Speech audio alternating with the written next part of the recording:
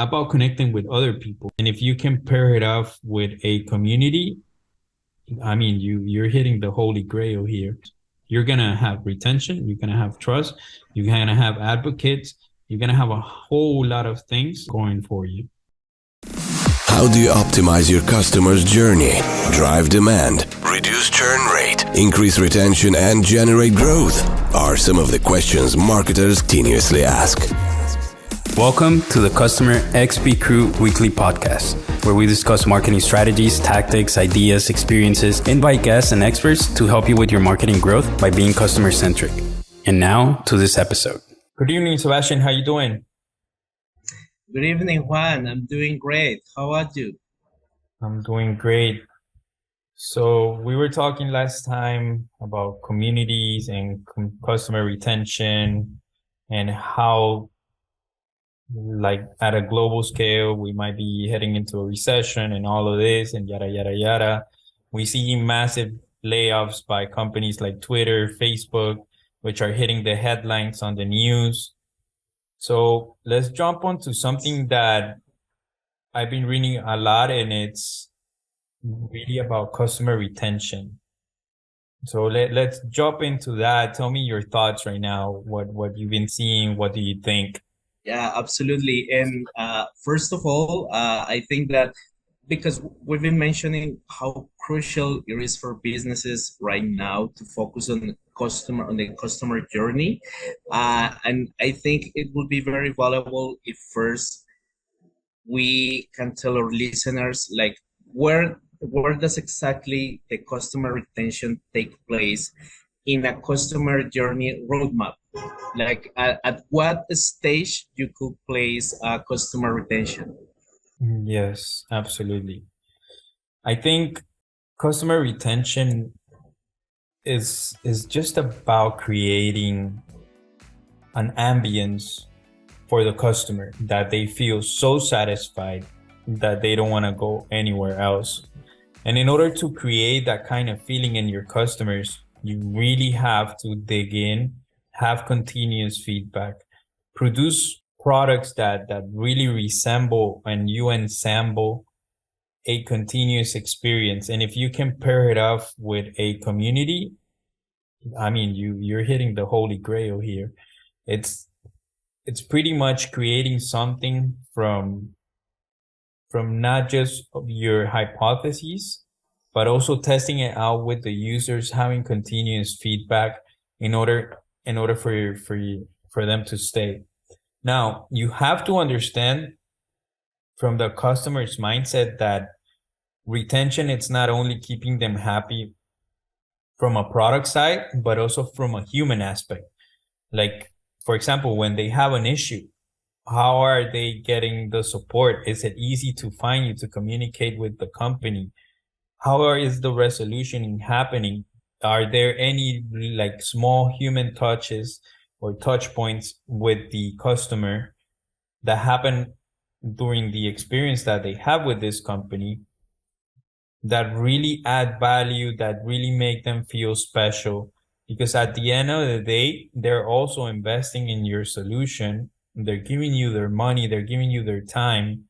They're also leaving some feedback from you, some of them, and especially if you do your job on requesting it. So they are there to improve you as a company. And we should all be thankful of that once they become our customers, because entities exist because they are customers to serve. And that really creates a critical point. And I want to stress this out is companies exist because of customers.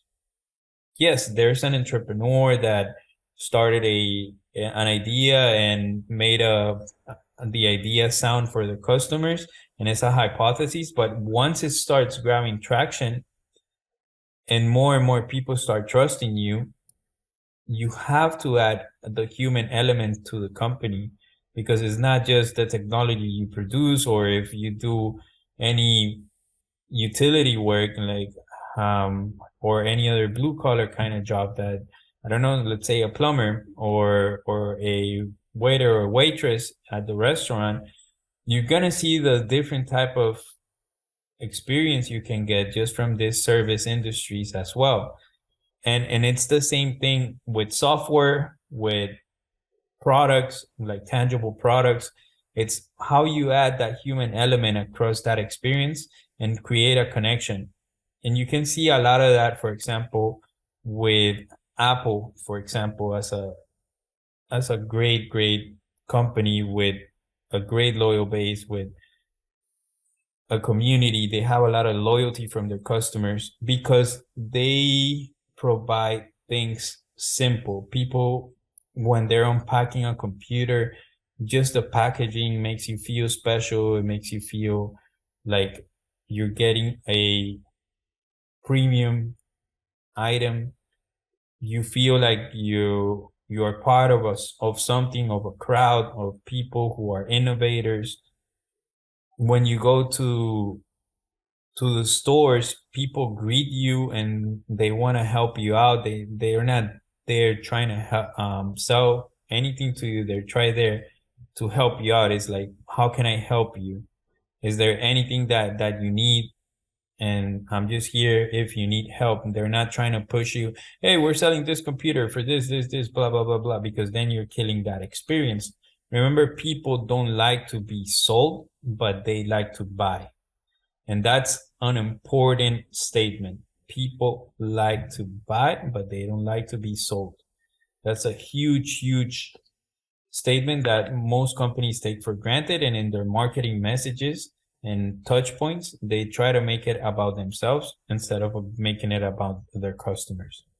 So people love stories. People love stories. People love experiences. And especially nowadays, like I feel like people, they just don't want to buy stuff. They prefer to support ideas. Like when they like you, they support your business. It's not like the mindset is, okay, I'm just going to buy this out of necessity. People buy stories, ideas, experiences. So it's gotta be more than that. yes. I think I agree 100% with what you just said. Creating and crafting ideas and sharing them with your customers, but also in creating a customer journey where every touch point is evaluated and you create a customer journey map. And like I said, every touch point, it's analyzed to see where it can be improved, where you also go out to your customers to receive some valuable feedback and really understand, okay, what is it that we're doing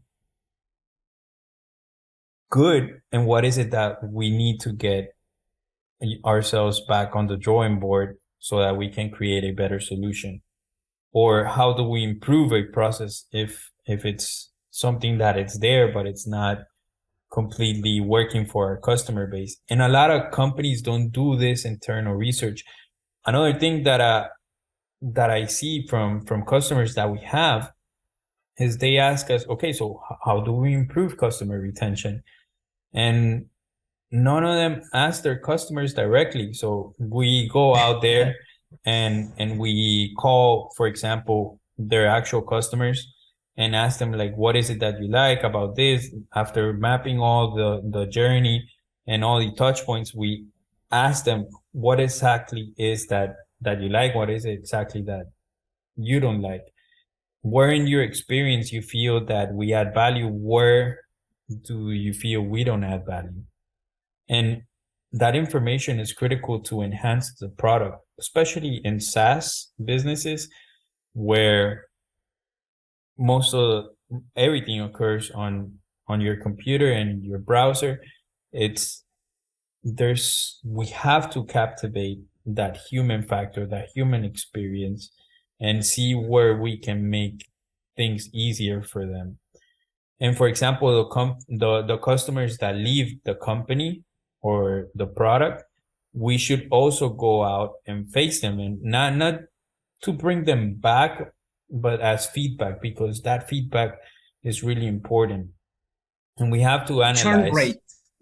Correct. That churn rate, to reduce it, we have if you have a lower churn rate, that means you're having more retention. So with that churn rate, you have to evaluate the people that leave the product, that stop paying, and really ask them what's wrong, why did they choose to leave, and really dig down in order for you to enhance the product.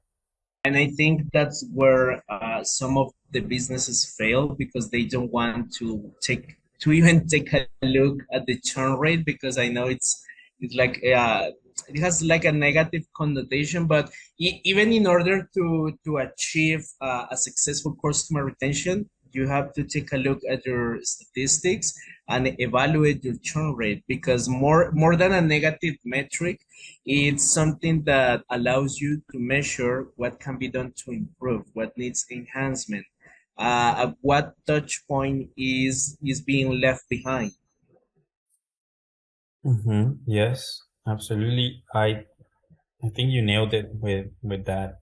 Let's go on to another question that you probably seen from other people in terms of customer retention that we receive. So if you can read it out to us, and Yes, I have a very good question from a listener, and is customer retention something that can be tracked or measured? Like, is there some kind of tool or precision way to measure and analyze customer retention? yeah, I think one of the most important things that you can do to analyze in terms of metrics, it's go out more than you're gonna have qualitative data and you're gonna have quantitative data.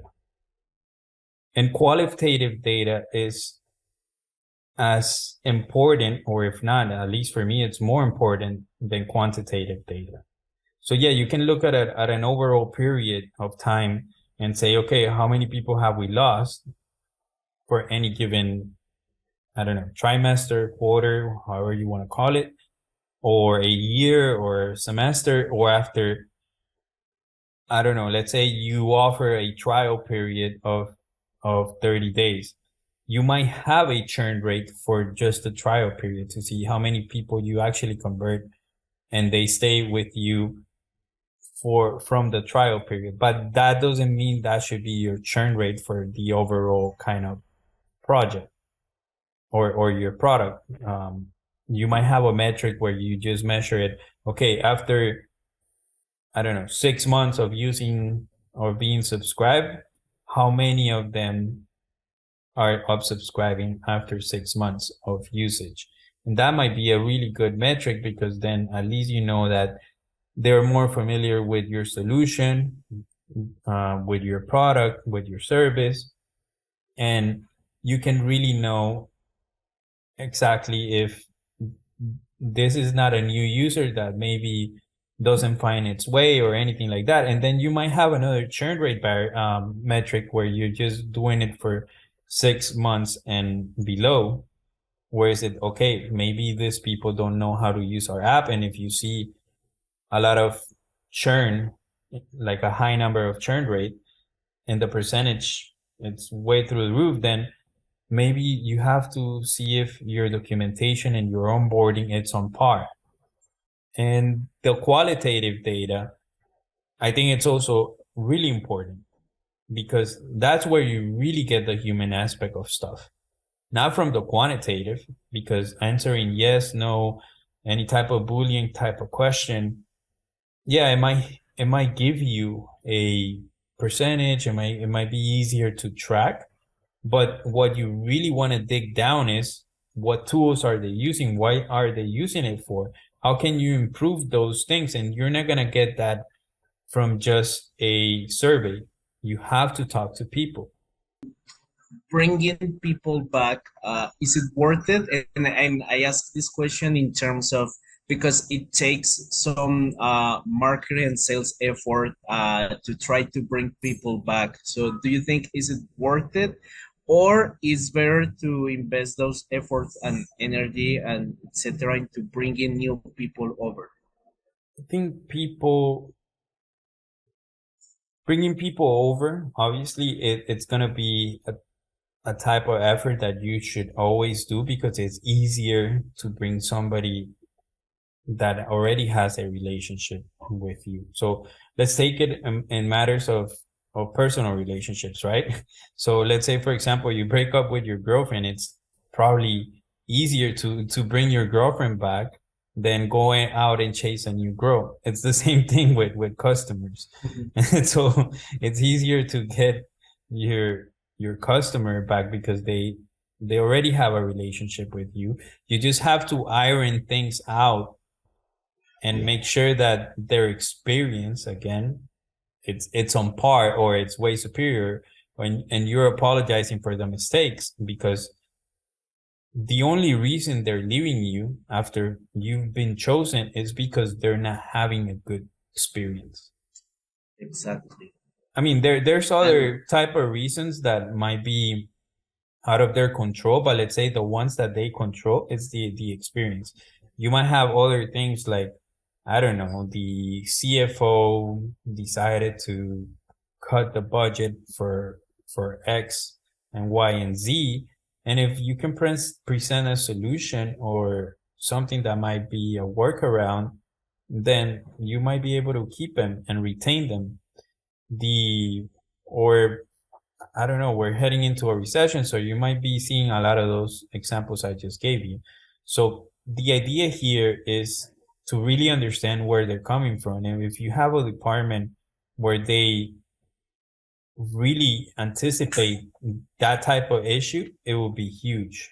And I think that answer highlights an element that is really, really crucial in this aspect, and you mentioned it a little bit before, and it's the human touch, because we've all have experienced like a bad service, whether it's a product or a service, but and sometimes you are about to give like a terrible review, but just the fact that a company, a business, or whatever takes the time to personally apologize to you and offer some kind of compensation, more than the compensation itself, but the fact that they are having a connection with you, apologizing and asking you what was it that they failed, that feels huge, because that's the moment when you say, oh, okay, they are not robots, they are, it's a human being behind the computer that is dealing with me, that is concerned for my feelings, my issues.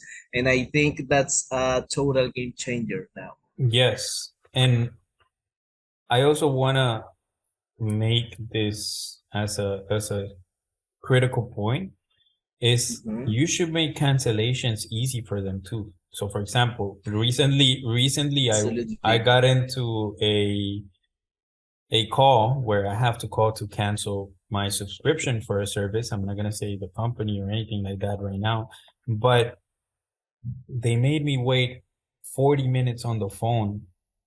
And then when they finally answer, they tell me, oh, I cannot do anything for you. Let me transfer you to another person. I'm like, you just wasted 40 minutes of my time and just holding on this. And then, hey, if you want to rescue the client, trust me, that's not the way to do it. So again, it's all about customer experience. That's a touch point where I'm already going to, with a negative thought, let's say, quote unquote, to finish my relationship with a company. And then what happens is I keep on getting a bad experience because they're making me wait. I'm not having that human connection with anybody. It's like, oh, I cannot solve your problem. You have to talk to this other representative. And when I try to get a hold of the other representative, they put me on hold again. So tell me, how is that type of service? It's like, even if you try to chase me down again, I'm not going to go that rabbit hole down again. Why? Because I already know that type of that company in particular, it's really good at bringing customers in, but you're just a number. Because if they were real people, they will understand that if I want a cancellation and you make it easy and you have a real human connection and your company has empathy for its clients, at least they will listen to you, or they will make the process easy, because pretty much you're forcing me to stay with you just because your cancellation process, it's horrible. And that's a That big no-no. it's a very outdated notion. What and because that what most people don't know, that's a very thought out process. They just try to get you tired. So at the end of the day, you're less, okay, I'll just keep it because I don't want to deal or to waste any more time. But in reality, what they're doing is that they are pissing you off like way even more. Like at some point that you turn yourself into the opposite of a brand advocate. Like you start to make bad publicity because it's a company that is providing you a bad service, and on top of that they are not letting you go. Correct. So that's a huge problem for me. So if they ask me, for example, about this company, I'm gonna say, hey, don't go there. Exactly. I mean, Exactly. yes, they might have retained me for the time being.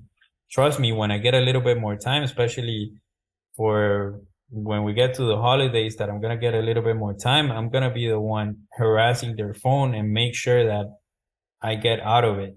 It's not like they're gonna retain me. Plus, like you said, the first thing I did was leave a bad review about the company. Why? Because they're pretty much holding me against my will, and you're not making my customer experience a good one. So you have to evaluate that for retention. You have to keep your customers happy. You have to create touch points. Even the ones you don't like, you have to make them easier and improve them. Hey, if cancellation is a problem and it's hard to do it, you have to make it easy for them. Yes, it might not be Yes. the kind of process you want to make easier for your customers because you don't want to see them leave. But trust me, they're gonna value that at least they got to the cancellation and they did it without an effort to that was holding them against their will. So they're gonna be appreciating at least that. And if It shows you transparency and honesty. yes, yes, yes, I agree 100%. And Even to the point that when you see that it's so easy, you're like, oh, okay, maybe it wasn't that bad. You know, like maybe I'm gonna give them another chance.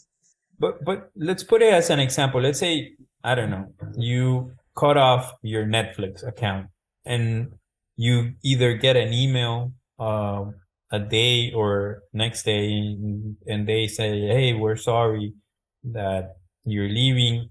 Can I'm not trying to bring you back. I just want to find out why you left us, for example.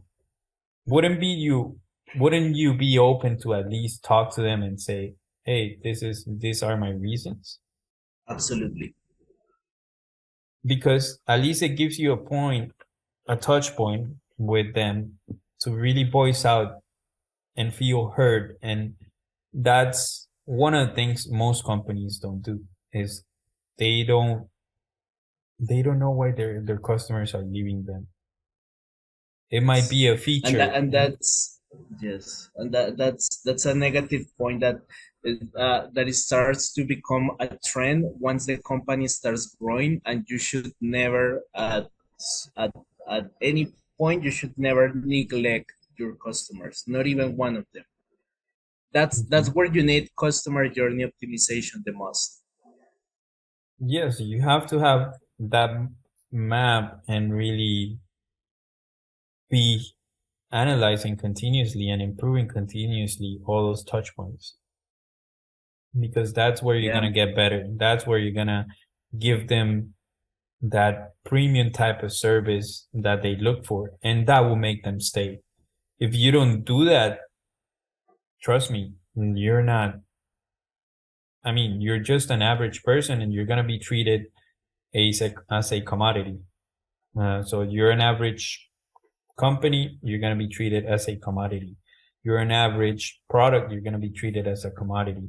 But you have to go above the average and deliver exceptional service and attention in order for you to retain customers and outpace and grow. Doesn't matter the situation, wherever customers are, or like, for example, during a recession, people, if they have a great customer experience, even if they know they're, I don't know, they're doing budget cuts and stuff like that, it's gonna be like, oh man, but we really like working with them.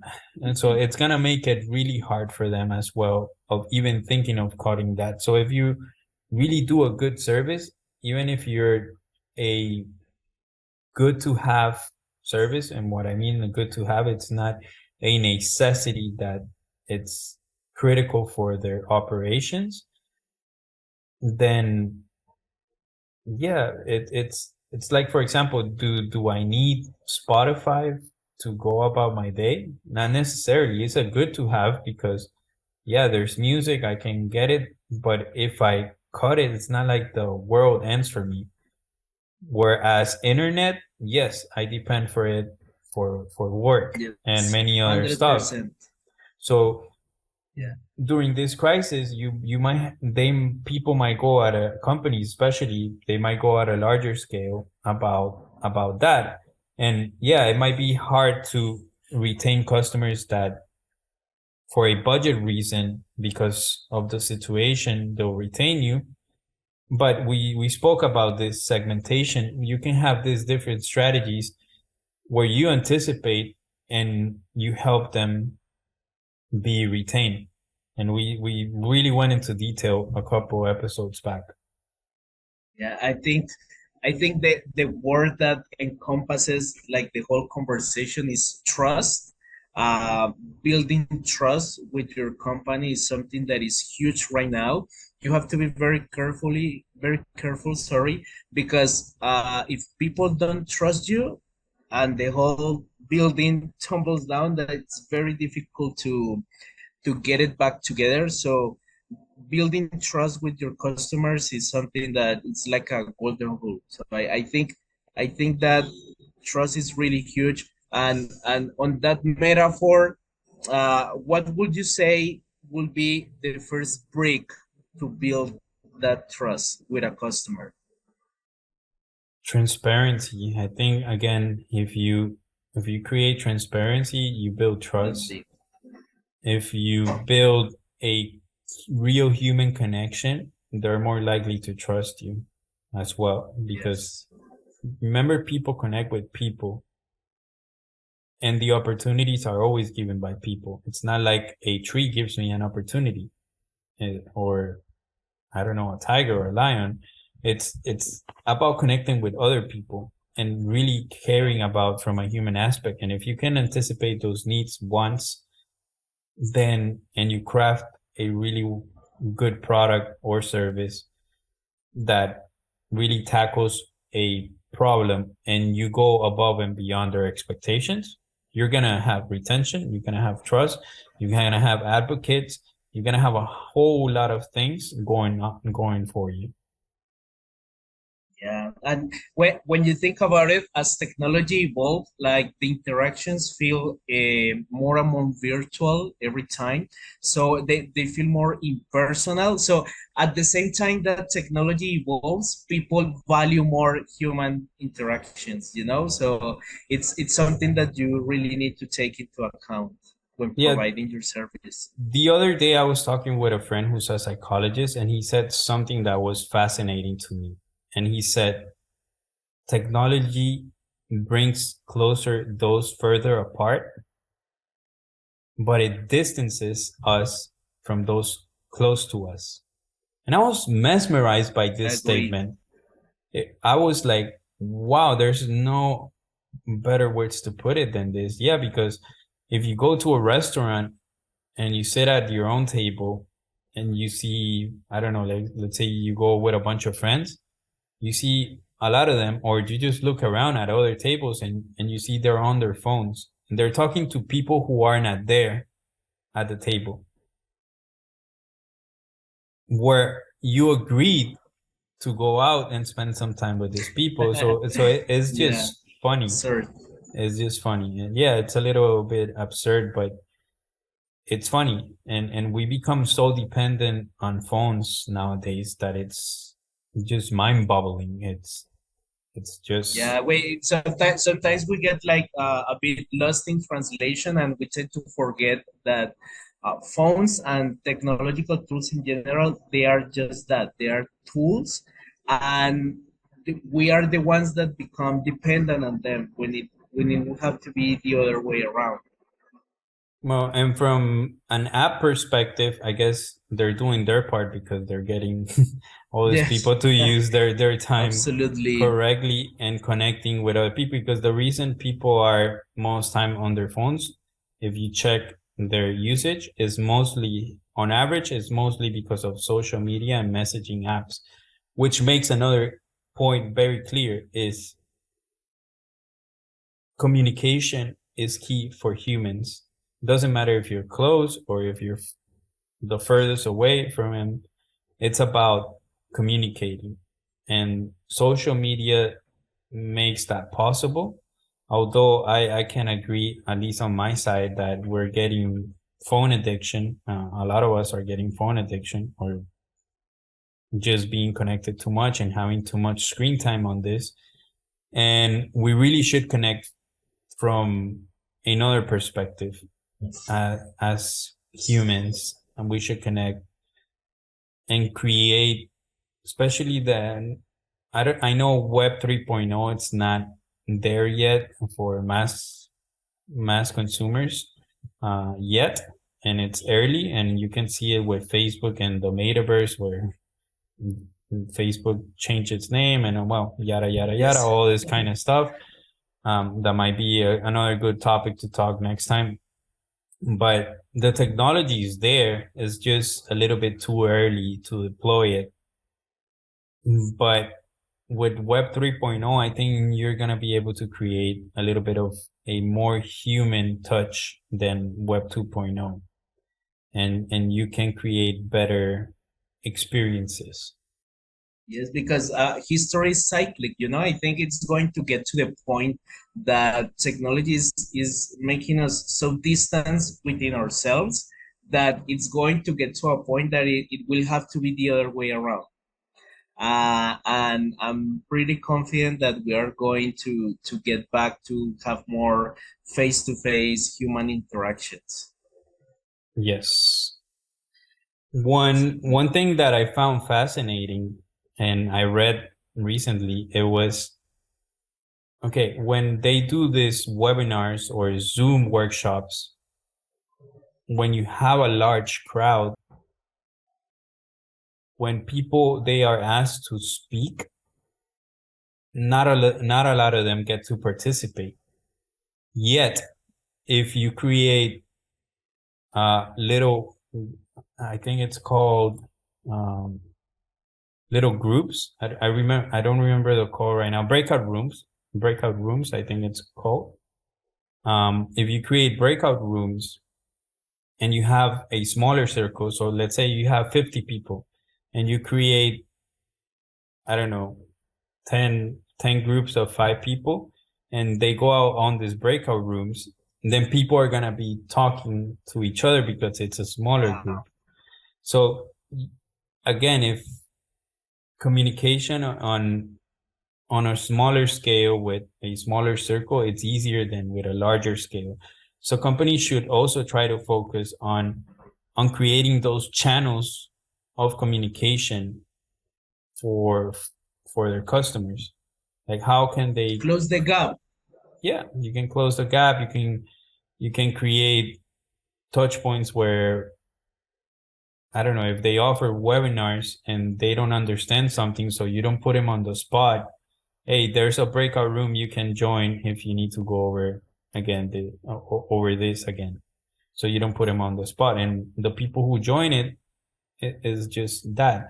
So again, that's the type of things and cleverness and insights that you should drive from your products and research, and obviously always be researching and continuously optimizing this. Yeah, it's like when you have an inconvenience with a service, and instead of receiving support from, I don't know, from a coordinator or something, you get a call from a manager or a huge representative. You feel really valued and appreciated because you're like, hey, this guy that is really important from this huge company took the time and attention to take a look at my problem. Those details make a huge difference in the experience of people.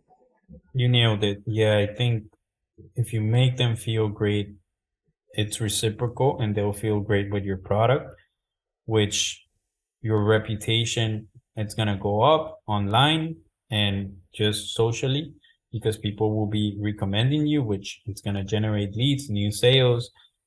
If your online Yes, reputation, your online reputation with social, like they might share the story they had with you.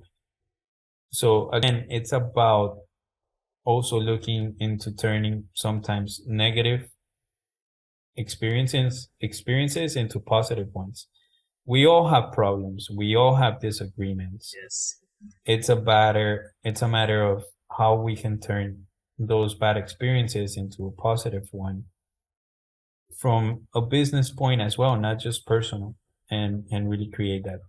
So I think if people can leave with something today, let's say, how do I retain more customers? And if I was to summarize it, I would say first, you need to map out your interactions with your customers and your touch points to really understand it. How are you handling business? How are you handling communication? From getting an invoice to getting a receipt to how they can voice out a ticket or their support, your website, everything, you have to evaluate it. Or if they make a phone call, how are they greeted? Like all that kind of stuff should be taken into account, measured, and obviously be in the drawing board and for improvement. So again, map out everything. That will be point number one. Point number two will be customer feedback and research. Go out and find out what they like, why they like it. What are you doing good? What are you doing bad? What can you improve? So actually get on the phone with people and find out why they like it, how they like it, what features, how did they arrive to you, and try to start creating good qualitative and quantitative data around it so you can have a better research. And then the third and last will be actually analyzing that feedback, creating real insights to go and create a improvement on your product or service. And you repeat that cycle every single time, and then you're going to be in a continuous customer journey optimization, at least from a customer experience point of view, where you're going to retain more customers. Fantastic. Thank you so much, Juan. Really appreciate it. And once again, thank you for having. To all of our listeners, thank you, you too. Please like, share, subscribe, and stay tuned for next week. Bye bye.